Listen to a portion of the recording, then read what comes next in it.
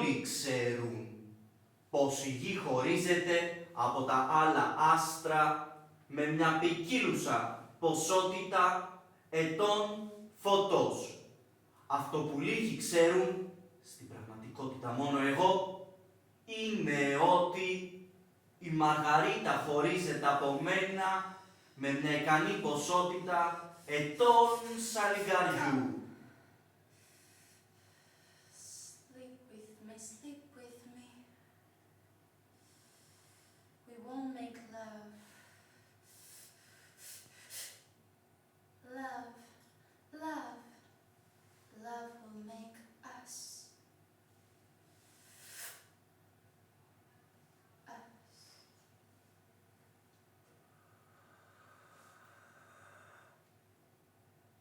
Έντονη πίεση στο στήθος, αν όχι και ισχυρός πόνος, δύσπνοια πόνο στα χέρια, στην πλάτη, στο λαιμό, στο σαγόνι, κρύος υδρότας.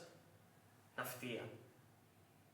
Σήματα επικίνδυνου κινδύνου, που ο κύριος Βου τα είχε όλα. Απλώνοντας ένα μουδιασμένο χέρι, έπιασε το κινητό και πληκτρολόγησε το γιο του.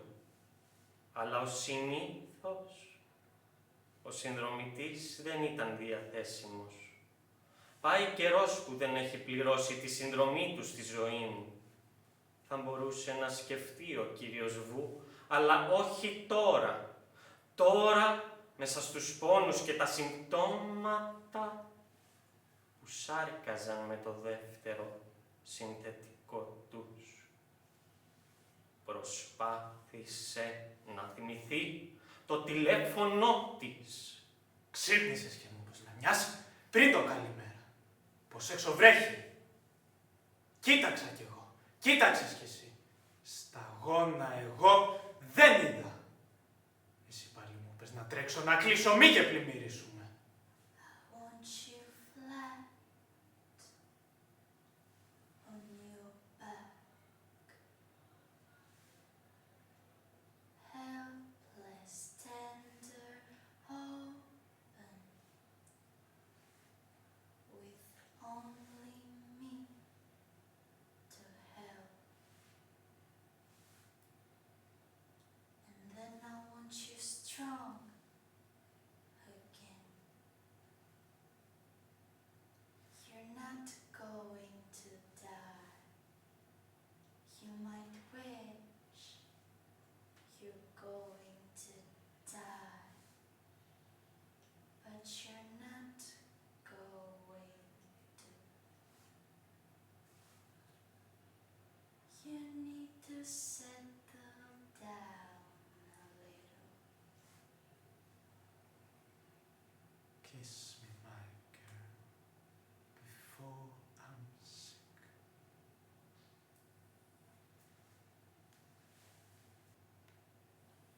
Στην αρχή σκέφτηκα πως είχα να κάνω με έτυχε Ελλώνας. Στην αρχή πως είχα με έτυχε Ελλώνας να κάνω. Αλλά αναγκάστηκα να εγκαταλείψω αυτήν την κολακευτική μονάδα μετρήσεως. Όσο αργά και αν βαδίζει κι αν αργά θα δίζει μια χελώνα. Εγώ τη Μαργαρίτα θα την έφτανα, όμως ο αγαπημένος μου Σαλίγκαρος, ο Οσβάλντο, την παραμικρή ελπίδα. Την παραμικρή ελπίδα δεν μου αφήνει ο αγαπημένος μου Σαλίγκαρος, ο Οσβάλντο Μαργαρίτα. Τρέχα γύρευε, τρέχα πότε ξεκίνησε η πορεία που ανεπαίσθητα τον απομάκρυνε από το αριστερό μου παπούτσι τον απομάκρυνε. Αφού τον είχα προσανατολίσει με απόλυτη ακρίβεια προς την κατεύθυνση που θα τον οδηγούσε στη Μαργαρίτα. Χορτασμένος από φρέσκο μαρούλι, φροντισμένος με στοργή, η πρώτη του έδωσε υποσχέσεις η πρώτη προχώρηση και σκέφτηκα πως πριν το πεύκο της αυλής ξεπεράσει το ύψος της στέγης, οι ασήμιες κεραίες του Οσβάλντο στο οπτικοπεδίο της Μαργαρίτας θα μπαίνε για να της πάνε το συμπαραστατικό μου μήνυμα. Στο μεταξύ, από εκεί όπου βρισκόμουν, θα μπορούσα να είμαι ήδη χαρούμενος φανταζόμενος τη χαρά της να το βλέπει να έχει. Τα χέρια της και τις πλεξίδες της να αναδέπονται.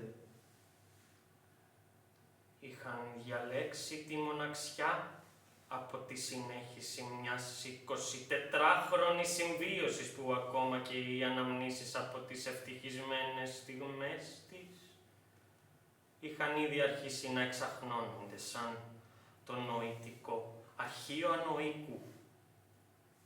δεν υπήρχαν εντάσεις, αλλά η σιωπή που είχε σφινώσει ανάμεσά τους ήταν πιο εκρηκτική και από τις πιο βίαιες λογομαχίες. Και ένα πρωί, λίγες μέρες μετά το γάμο του γιού τους, η γυναίκα έφυγε από το σπίτι, χωρίς να πει ή να ακούσει λέξη. Η τελευταία φορά που ο κύριος Βου άκουσε τη φωνή της ήταν απ' έξω από το παράθυρο, όταν έδινε στους μεταφορείς των λιγοστών πραγμάτων της τη διεύθυνση του πατρικού της. Κι αφού ανάμεσά τους μπήκε και ένα πείσμα απόρθητο και από τις δύο πλευρές, δύστροπο σαν ανώμαλο ρήμα, σαν κατηγόρδιο, δεν ξαναμίλησαν ποτέ.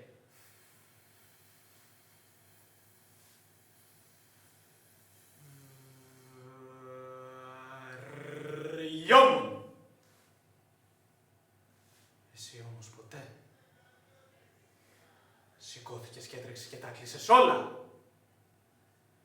Εγώ απορούσα τρέχοντας ξοπίσω σου. Τώρα δεν βαριόταν κανείς. Ένα γιουγκοσλαβικό ντοκιμαντέρ δείχνει πως το ένστικτο του θηλυκού χταποδιού αναλαμβάνει δράση για να προστατεύσει πάση θυσία τα αυγά του. Και πως μεταξύ άλλων αμυντικών μέσων οργανώνει το καμουφλάζ του μαζεύοντας φύγε καμουφλάζ μαζεύοντας φύγε μαζεύοντας κρυβόμενο για να μην το βρουν κατά από αυτά κρυβόμενο. Οι Σμέρνες μην το βρουν κατά από φύγια, μην το βρουν. Οι Σμέρνες τους μήνες που που διαρκεί επόαση. Τίποτα δεν είμαστε. Σκέφτεται για τον εαυτό του και για το χταπό.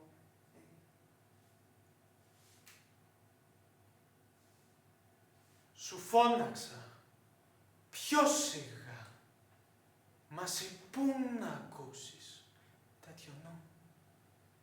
Σου φώναζα πως έξω δεν βρέχει.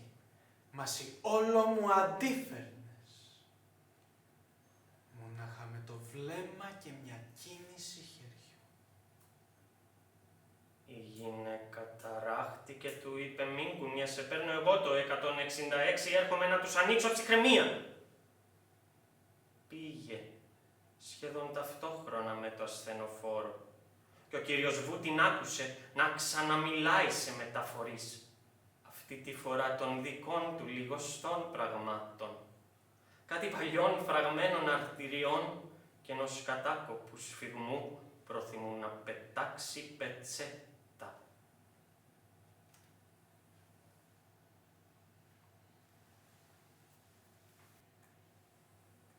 Μπορεί τα έτη φωτός να είναι όλα ίδια, όχι όμως και τα έτη σαλιγκαριού. Και ο Οσβάλντο έχει πάψει να χαίρει της εμπιστοσύνης μου. Όχι ότι σταματάει, αφού μπορώ χάρη στα σημόχρωμα χνάρια του να διαπιστώνω όχι μόνο ότι συνεχίζει την πορεία του, αλλά και προς τη σωστή κατεύθυνση. Έστω κι αν αυτό σημαίνει για εκείνον να ανεβοκατεβαίνει αναρρύθμιτους τείχους ή να διασχίζει από τη μια άκρη ως την άλλη. Ένα μακαρονοποιείο. Όμως μου είναι όλο και πιο δύσκολο να επιβεβαιώνω αυτή την αξιέπαινη ακρίβεια.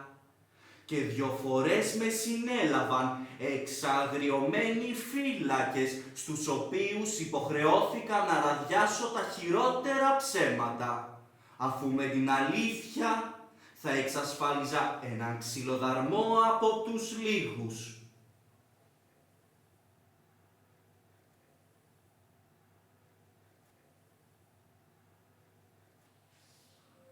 Το θλιβερό είναι ότι η Μαργαρίτα, καθισμένη στην ροζ βελούδινη πολυθρόνα της, με περιμένει στην άλλη άκρη της πόλης. Αν αντί για τον Οσβάλντο είχα χρησιμοποιήσει τα έτη φωτός, τώρα θα είχαμε εγγόνια. Όταν όμως αγαπάς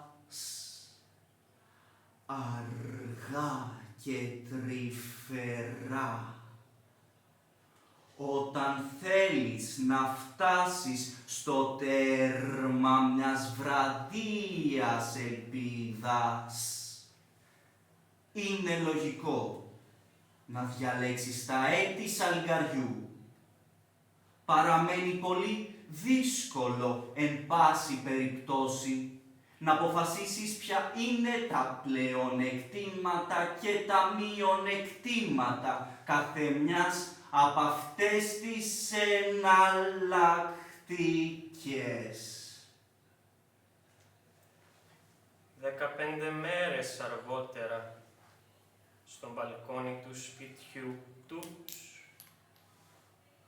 η γυναίκα σβήνει το τσιγάρο της στη γλάστρα, αποφασισμένη να μην ξανακαπνίσει μπροστά του, και πηγαίνει στην κουζίνα να του μαγειρέψει. Τα έχεις κλείσει όλα, παρά μόνο ένα παράθυρο οροφής. Σε είχα δει να τρέχεις εκεί και να τα αφήνεις ανοιχτό. Χόρευες κάτω από αυτό. Κλείσα τα βραχής, σου παγερμένος με τον νόμο στον τοίχο. Καθώς μεταμορφωνόσουν σε παπί. That's when you know you found somebody really special. When you can just